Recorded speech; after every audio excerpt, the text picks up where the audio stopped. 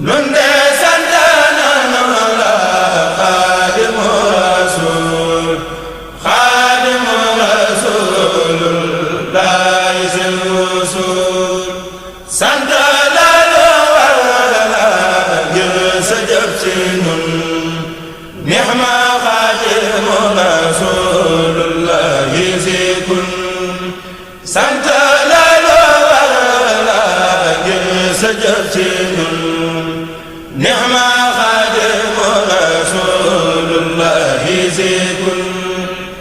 sunu cant ak yow dam jiitu na dunya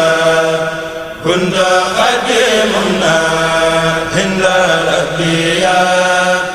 fa nga nu jëlegal fa nga nu jële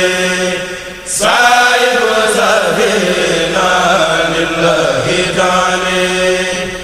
nekkal sunu wetal wetal abadan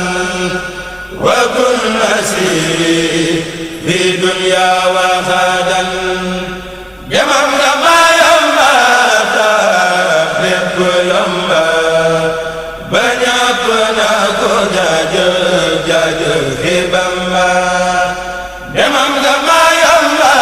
tax lépp yomba ba ñàpp na ko jaajëf jaajëf fi Bamba dem ga ndimbal wale tax xéewal yi wal Xaadimul Mustafa julli bi nawal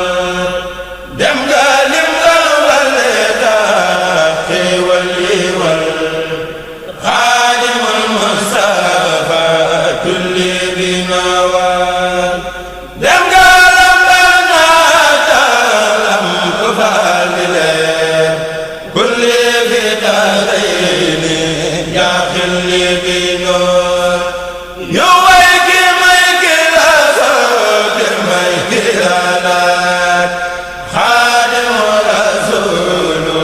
saayibul mihraat borom Tuuba baax a baax bay borom baax Xaadimu Rasuulu saayibul buraax jam soo sante sangam def naa la ko war Xaadimu zil madinatil munawwar cant ngërëm ñeel na la Xaadim bu wér Xaadimu Rasuulul Kariim naawir sant nañu santaane kullu murid kullu muridullaahi lillaahi majid bu la cant gi dégloo nanu ges loola anta habibi